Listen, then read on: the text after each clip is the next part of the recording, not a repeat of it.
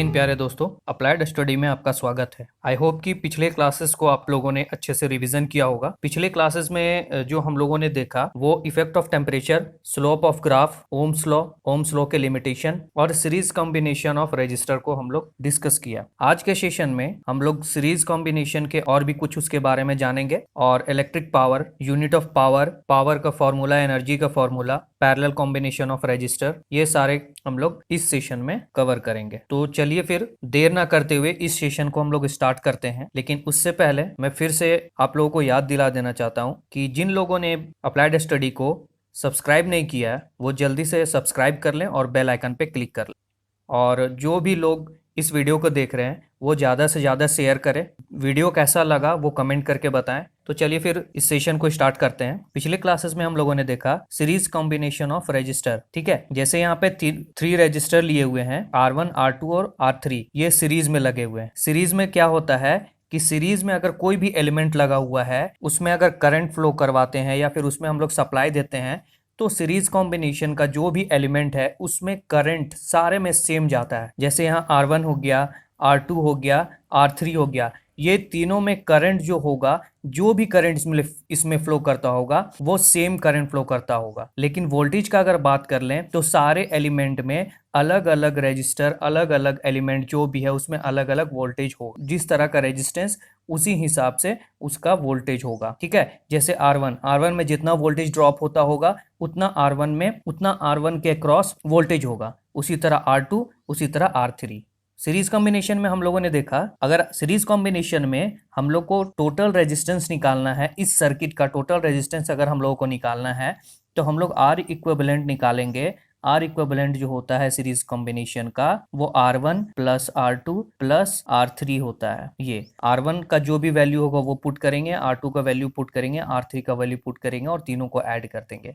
जो भी total resistance आएगा वो R इक्विवेलेंट होगा, यानी इस पूरे सर्किट का टोटल रेजिस्टेंस। अच्छा, अब इस सर्किट का अगर हम लोग वोल्टेज निकालें तो वो कैसे निकालेंगे? पहले तो हम लोगों को R1 का वोल्टेज निकालना होगा। R1 के क्रॉस में कितना वोल्टेज है, R2 के क्रॉस कितना वोल्टेज है, R3 के क्रॉस कितना वोल्टेज है। ठीक है, तो हम लोगों को पता है कि सीरीज सर्किट में करंट जो होता है वो सेम होता है। ठीक है, और लेकिन वोल्टेज जो होता है वो अलग अलग होता है। ठीक है, तो मान लीजिए अगर R1 का वैल्यू हम लोग को पता है, R2 का वैल्यू पता है और R3 का वैल्यू पता है तो हम लोग टोटल वोल्टेज भी निकाल सकते हैं। जैसे मान लीजिए अगर R1 के अक्रॉस कितना वोल्टेज है वो हम लोग को पता करना है तो वो हम लोग कैसे निकालेंगे? वो हम लोग निकालेंगे, अगर हम लोग को R1 का पता करना है, R1 के अक्रॉस कितना वोल्टेज है, तो V1I इंटू R1। ठीक है, इसमें करंट तो सारे में सेम होगा। I का वैल्यू पुट करेंगे, R1 का वैल्यू पुट करेंगे और हम लोग कैलकुलेशन करके देखेंगे। जो भी वैल्यू आएगा वो V1 हो जाएगा, यानी इसके अक्रॉस का वोल्टेज, R1 के अक्रॉस वोल्टेज। ठीक है, उसी तरह जो है R2 भी निकालेंगे हम लोग। R2 में क्या करेंगे? V2 is equal to I into R2। ठीक है, I तो सब में सेम होगा, वही I का वैल्यू इसमें डाल देंगे और R2 का वैल्यू जो है जो भी होगा वो इसमें डाल देंगे, तो R2 के क्रॉस का जो भी वोल्टेज होगा वो निकल जाएगा। उसी तरह हम लोग R3 निकाल लेंगे तो हम लोगों को मिल जाएगा V1 मिल जाएगा, V2 मिल जाएगा और V3 मिल जाएगा। ठीक है, तो टोटल हम लोग वोल्टेज निकाल सकते हैं। V टोटल हो जाएगा V1 plus V2 plus V3। ठीक है, इससे हम लोग पूरे सर्किट का वोल्टेज पता चल गया। तो अभी सीरीज कॉम्बिनेशन में हम लोग पूरे सर्किट का R इक्विवेलेंट निकाल लिए। ठीक है, R इक्विवेलेंट निकाल लिए, टोटल वोल्टेज हम लोग निकाल लिए, करंट हम लोग को पूरे सर्किट का पता है तो निकल गया ना, ये R इक्विवेलेंट निकल गया, टोटल वोल्टेज निकल गया और करंट निकल गया। ठीक है, तो इस तरह से सर्किट को हम लोग सॉल्व करेंगे।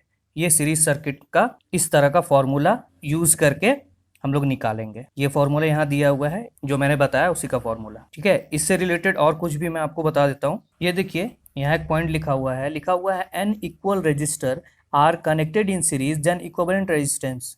क्या होगा? अगर बहुत सारा रजिस्टर मेरे पास है, मतलब n नंबर ऑफ रजिस्टर है, R1, R2, R3 बहुत सारा है, 100 तक मान लेते हैं, इन्फिनाइट नहीं, 100 तक मान लेते हैं। अगर 100 रजिस्टर है और सारे का वैल्यू सेम है, 1 ओम मान लेते हैं, तो हम लोग उतना तो ऐड नहीं करने जाएंगे कि कितना है। तो इससे बढ़िया क्या है कि एक फॉर्मूला है R इक्विवेलेंट निकालने का।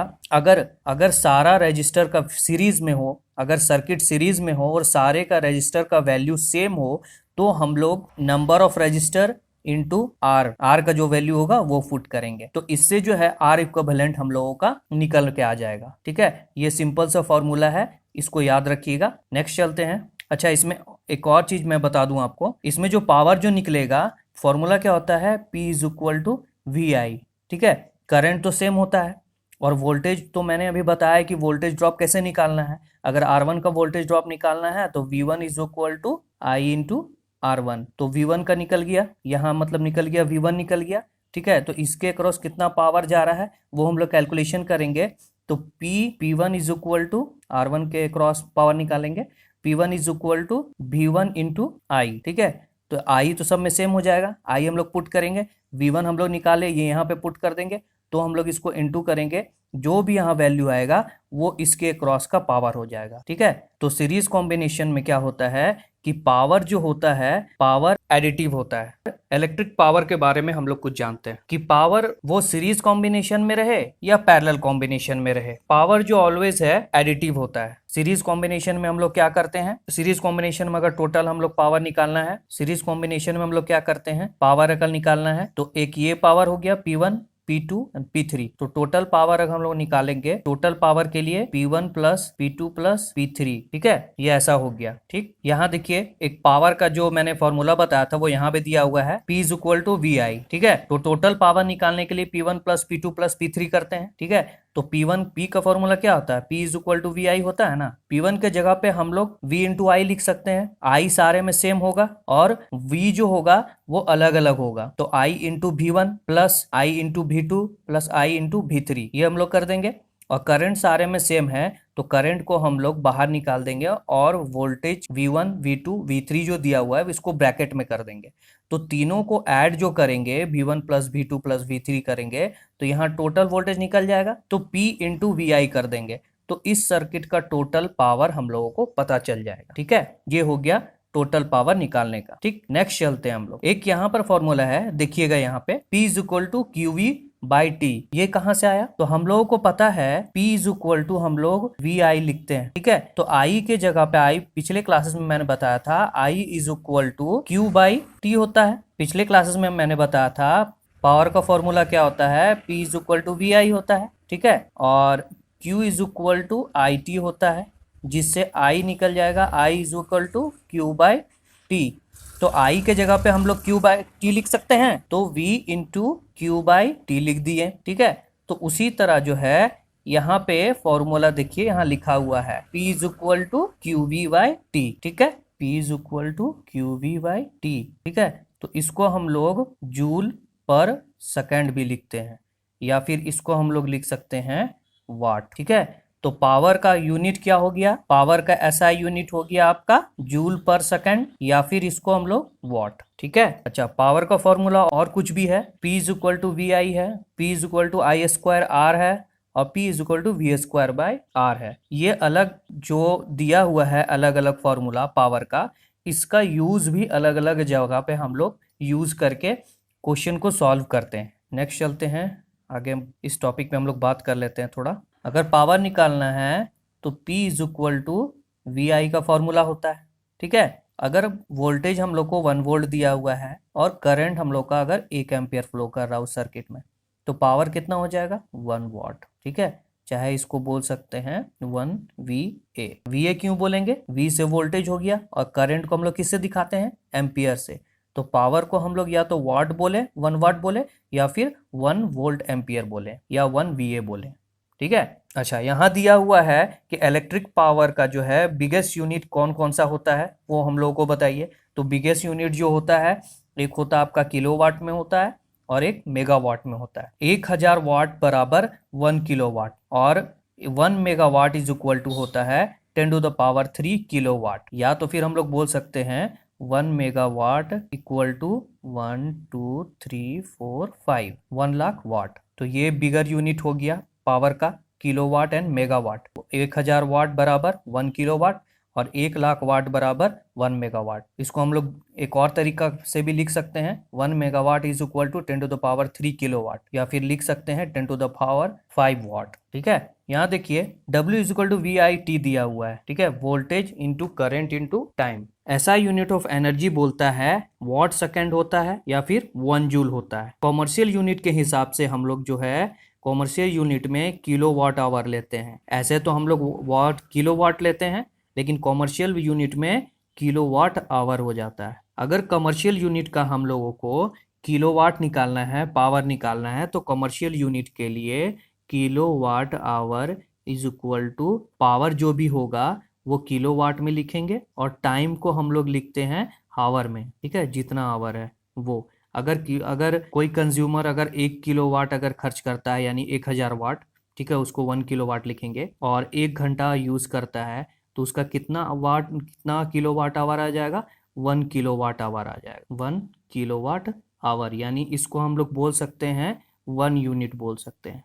और हर एक स्टेट के लिए, हर एक एरिया के लिए अलग अलग यूनिट है। आगे चलिए, यहाँ देखिए एक एग्जांपल दिया हुआ है कि अगर कोई कंज्यूमर 100 किलोवाट एनर्जी कंज्यूम करता है 1 घंटे में, जो उसका जो यूनिट निकल के आएगा वो क्या होगा? तो किलोवाट आवर का क्या फॉर्मूला हो गया? Kilowatt hour equal to kilowatt into hour. ठीक है, तो किलोवाट कितना दिया हुआ है?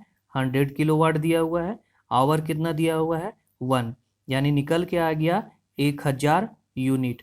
यानी वो कंज्यूमर जो है पर घंटा 1000 यूनिट यूज कर रहा है। नेक्स्ट चले, अभी थोड़ी देर पहले हम लोगों ने पावर के कुछ फॉर्मूले को देखा था, जो कि P is equal to V I था, P is equal to I square R था, P is equal to V square by R था। ठीक है, इलेक्ट्रिक पावर में जो है वो देखिए P is equal to I square R equal P is equal to V square by R, ये वॉट हो गया। ठीक, और इलेक्ट्रिक एनर्जी कंज्यूम्ड के लिए जो इलेक्ट्रिक एनर्जी में हम लोग जितना पावर यूज कर रहे हैं, कंज्यूम कर रहे हैं, जैसे रजिस्टर में जो कंज्यूम हो रहा है पावर, या फिर बल्ब में, हीटर में, इमल्शन रेट में, ये सब में जो पावर कंज्यूम हो रहा है उसके जगह पे हम लोग ये यूज करेंगे। ठीक है, जहाँ पे रजिस्टर का बात हो, किसी डिवाइस का बात हो, इलेक्ट्रिक बल्ब का बात हो, हीटर का बात हो, या फिर इलेक्ट्रिक कैटल का बात हो, या फिर ऐसा एलिमेंट जिसमें करंट फ्लो करने से वो हीट जनरेट कर रहा है, उससे लाइट मिल रहा है, उस जगह पे हम लोग जो है ये फॉर्मूला का, ये दोनों फॉर्मूला हम लोग लगा के यूज़ कर सकते हैं। जहाँ एनर्जी कंज्यूम का बात होगा वहाँ ये फॉर्मूला लगाएंगे, जहाँ पावर निकालना होगा वहाँ पर ये हम लोग लगा सकते हैं। तो यहाँ पे देख सकते हैं वी स्क्वायर बाय आर और V square by R into T, ये दोनों कॉमन है, लेकिन एनर्जी कंज्यूम में क्या होता है वो टी से इंटू हो जाता है।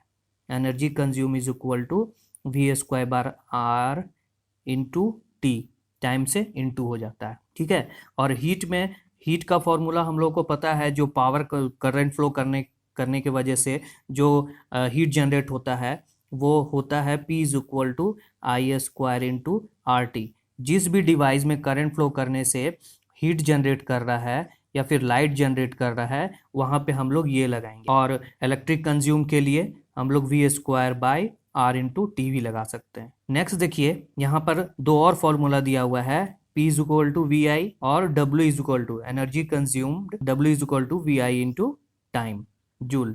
ये फॉर्मूला जो है वो इसमें जो हम लोग इसमें भी यूज कर सकते हैं। ठीक है, जहाँ पे पावर कंज्यूम हो रहा है, ठीक है, या फिर जहाँ पे रजिस्टर या डिवाइस वगैरह में हम लोग को अगर पावर निकालना है तो हम लोग ये फॉर्मूला लगा सकते हैं। आगे मैं बताऊंगा इससे रिलेटेड क्वेश्चन कैसे सॉल्व करते हैं, तो आपको ये जो अभी पेचीदा लग रहा है कि किसमें किस फॉर्मूला को यूज़ करें वो आपको ईजी लगेगा। ठीक है, अभी हम लोगों ने देखा सीरीज कॉम्बिनेशन, अब हम लोग बात कर लेते हैं पैरेलल कॉम्बिनेशन रजिस्टर का। ठीक है, ये यहाँ पर एक देखिए एक डायग्राम है जिसमें दिया हुआ है R1 दिया हुआ है, R2 दिया है, R3 दिया, ठीक है, और इसमें सप्लाई V से कनेक्टेड है। और पैरेलल कॉम्बिनेशन में क्या होता है, सीरीज कॉम्बिनेशन में करंट जो होता है वो सेम होता है, ठीक, लेकिन पैरेलल कॉम्बिनेशन में करंट जो होता है वो इसके जस्ट उल्टा, मतलब करंट जो होगा हर एक एलिमेंट के लिए अलग अलग होगा। सीरीज कॉम्बिनेशन में क्या था कि करंट सेम था और वोल्टेज अलग अलग डिवाइस के लिए अलग अलग था। पैरेलल कॉम्बिनेशन में हो जाएगा कि वोल्टेज सारे एलिमेंट में सेम होगा और करंट जो होगा हर एक एलिमेंट के लिए अलग अलग होगा। ठीक है, यहाँ देख सकते हैं, यहाँ देखिए एक बैटरी से कनेक्टेड है, यहाँ ये एक हो गया, यहाँ इससे ये कनेक्टेड है। यहाँ देख सकते हैं। ठीक है, तो जितना वोल्टेज यहाँ से हम लोग सप्लाई दे रहे हैं उतना R1 में भी होगा, उतना R2 में भी होगा, उतना R3 में भी होगा, यानी तीनों में सेम वोल्टेज होगा। लेकिन करंट जो होगा, R1 अलग करंट लेगा, R2 अलग करंट लेगा, R3 अलग करंट लेगा। ये अलग अलग करंट जो है अलग अलग एलिमेंट लेगा। तो आर इक्विवेलेंट पैरेलल कॉम्बिनेशन में हम लोग कैसे निकालते हैं? आर इक्विवेलेंट निकालने के लिए एक सिंपल सा फॉर्मूला है पैरेलल कॉम्बिनेशन के लिए, R equal to R1 into R2 by R1 plus R2। ये फॉर्मूला, इस फॉर्मूला से हम लोग आर इक्विवेलेंट निकालेंगे। ठीक है, ये 2 रजिस्टर के लिए है। ठीक है, अगर इससे ज़्यादा हम लोग को निकालना है तो निकालेंगे 1 by R equivalent is equal to 1 by R1 plus 1 by R2 plus 1 by R3। ये R2 हो गया और ये R3 हो गया। ठीक है, ये जो है ये 2 फॉर्मूला के लिए वैलिड है और इससे आगे भी निकाल सकते हैं। जैसे पहले 2 रजिस्टर का हम लोग निकाल लिए, जितना टोटल निकला वो जो है नेक्स्ट 3 के साथ यही हम लोग करके निकाल सकते हैं। ठीक है, जैसे मैं आपको बता दूं, जैसे अगर 2 रजिस्टर दिया हुआ है, 2 रजिस्टर का आर इक्विवेलेंट निकालना है तो आर इक्विवेलेंट हो जाएगा R1 into R2 by R1 plus R2। ठीक है, जो भी निकला यहाँ पर आर इक्विवेलेंट जो भी यहाँ पे निकला उसको हम लोग क्या करेंगे, उसको हम लोग नेक्स्ट जो हम लोगों के पास रजिस्टर जो दिया हुआ है वो आर इक्विवेलेंट जो हम लोग को निकला वो are resultant into R3 are resultant plus R3, ये फिर निकल जाएगा हम लोगों का। ठीक है, लेकिन इतना डबल करने से अच्छा है हम लोग ये फॉर्मूला निकाल लेंगे। ये फॉर्मूला से हम लोग कितना भी रजिस्टर दिया हो वो हम लोग निकाल लेंगे पैरेलल कॉम्बिनेशन में। 1 by R equivalent R1, 1 by R2 plus 1 by R3। ये यहाँ पर जितना भी दिया हो रहेगा वो हम लोग इस तरह से करके हम लोग आर इक्विवेलेंट निकाल सकते हैं पैरेलल कॉम्बिनेशन। ठीक है, अच्छा अगर करंट हम लोगों को पता करना है, R1 का वैल्यू पता है, R2 का वैल्यू पता है, R3 का वैल्यू पता है और सप्लाई हम लोग को पता है कि हम लोग कितना वोल्टेज का सप्लाई दे रहे हैं, तो हर एक रजिस्टर का हम लोग को करंट पता चल जाएगा। ठीक है, जैसे हम लोग I1 अगर पता करना है, रजिस्टर 1 में अगर हम लोग को कितना करंट फ्लो कर रहा है वो हम लोग को पता करना है, तो V is equal to I into R होता है। ठीक है, और हम लोग को I1 पता करना है तो I1 is equal to V यहाँ रहेगा, R इसके नीचे आ जाएगा। ठीक है, ये R1 I1 अगर निकालना है तो वोल्टेज हम लोग को पता है, वोल्टेज हम लोग पुट कर देंगे और R1 का जो वैल्यू होगा R1 इसमें डाल के हम लोग I1 निकाल देंगे। तो इस तरह से हम लोग R1 में I1 निकाल लेंगे, R2 में I2 निकाल लेंगे, R3 से I3 निकाल लेंगे। ठीक है, तो इस तरह से हम लोग जो है करंट भी निकल गया और वोल्टेज हम लोग को पता चल गया। ठीक है, तो इस तरह से पैरेलल कॉम्बिनेशन को हम लोग सॉल्व करेंगे। अगर पूरे सर्किट का हम लोग को करंट पता करना है तो यहाँ पर देखिए पूरे सर्किट का करंट जो भी निकलेगा वो I1, I2, I3, यहाँ हम लोग 3 रजिस्टर का बात करेंगे तो I टोटल हम लोग को पता चल गया, I1 plus I2 plus I3 तीनों को ऐड करेंगे तो टोटल करंट पता चल गया और वोल्टेज हम लोग को पता है ही। ठीक है, तो इस तरह से हम लोग जो है पूरे सर्किट का आर इक्विवेलेंट टोटल रेजिस्टेंस भी निकाल सकते हैं। ठीक है, R is equal to V by I total से, इससे पता चल जाएगा हम लोग टोटल रेजिस्टेंस क्या है और इसी से हम लोग को टोटल करंट भी पता चल सकता है। आगे हम लोग सॉल्व करेंगे इससे रिलेटेड बहुत सारे क्वेश्चन।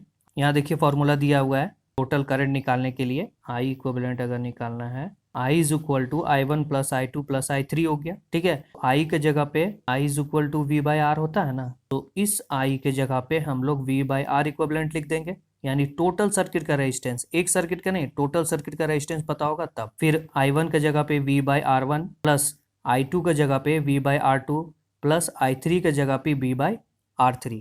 ठीक है, तो यहाँ आप देखिए यहाँ हम लोग को निकल के आ गया V by R equivalent equal to V into ये टोटल ऊपर का जो वोल्टेज है वो ब्रैकेट से बाहर निकाल देंगे, कॉमन ले लेंगे हम लोग, ब्रैकेट के अंदर हम लोग को निकल के आएगा 1 by R1 plus 1 by R2 plus 1 by R3। ये V से ये V कट गया, हम लोग के पास निकल के आया है 1 by R equivalent is equal to 1 by R1 plus 1 by R2 plus 1 by R3। तो जैसा कि मैंने अभी थोड़ी देर पहले बताया कि पैरेलल कॉम्बिनेशन में अगर हम लोगों को आर इक्विवेलेंट निकालना है तो इस फॉर्मूला से हम लोग निकाल सकते हैं। और अगर 2 के लिए निकालना है R1 into R2 by R1 plus R2, उससे हम लोग निकाल सकते हैं।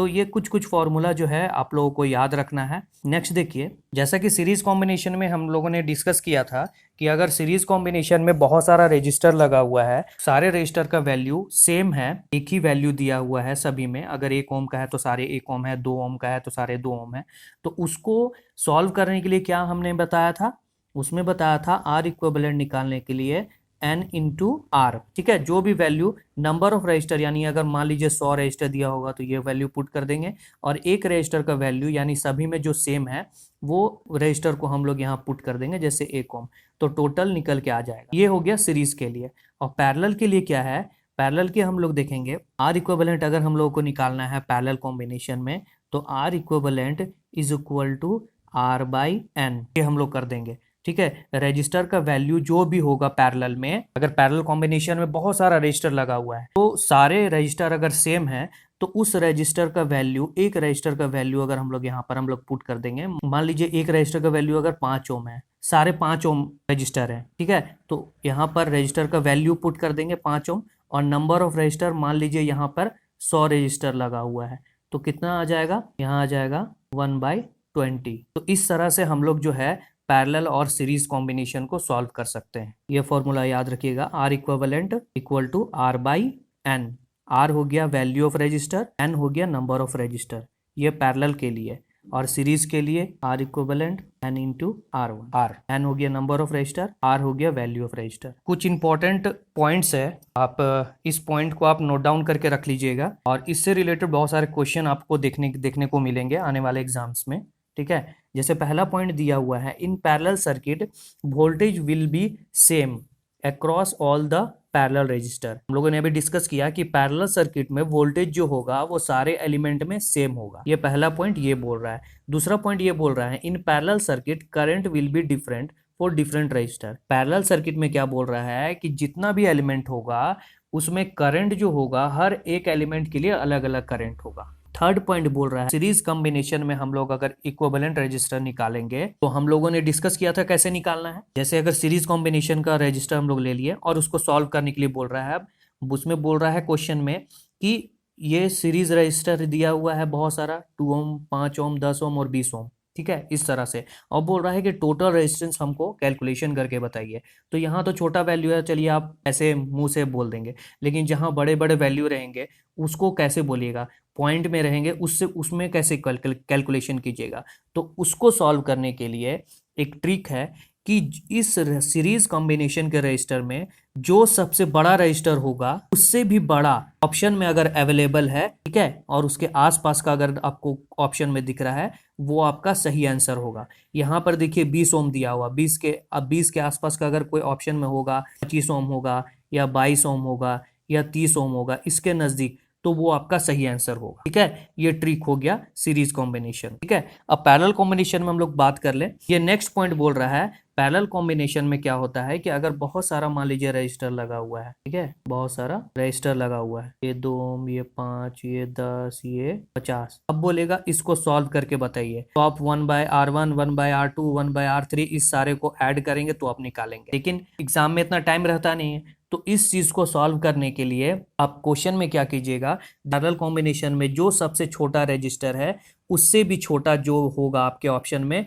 वो आपका सही आंसर होगा। मान लीजिए यहाँ पर सबसे छोटा क्या दिया हुआ है, 2 ओम, वहां पे अगर 1 ओम आंसर होगा तो वो सही आंसर होगा। ठीक है, ये हम लोगों ने देख लिया पैरेलल का क्वेश्चन कैसे सॉल्व करते हैं, सीरीज का क्वेश्चन कैसे सॉल्व करते हैं, सीरीज का भी ट्रिक मैंने बताया, पैरेलल का भी ट्रिक बताया। ये सारे को आप लोग जो है अच्छे से रिवीजन कीजिएगा, और नेक्स्ट क्लास में हम लोग मिलते हैं, और नेक्स्ट क्लास में और भी अच्छे अच्छे ट्रिक्स के साथ सेशन को हम लोग आगे लेके चलेंगे। तो जितने भी लोग अभी इस वीडियो को शेयर नहीं किया है, उन लोगों से रिक्वेस्ट है कि जितना हो सके इस वीडियो को शेयर करें, लाइक्स करें, और कमेंट करके बताएं कि आपको इस वीडियो में ऐसा लगा। कुछ डाउट्स हो तो आप बेझिझक पूछ सकते हैं। तब तक के लिए आप घर पे रहें और हमारे चैनल को सब्सक्राइब कर लें, लाइक कर लें और शेयर करते रहें। थैंक यू, जय हिंद दोस्तों।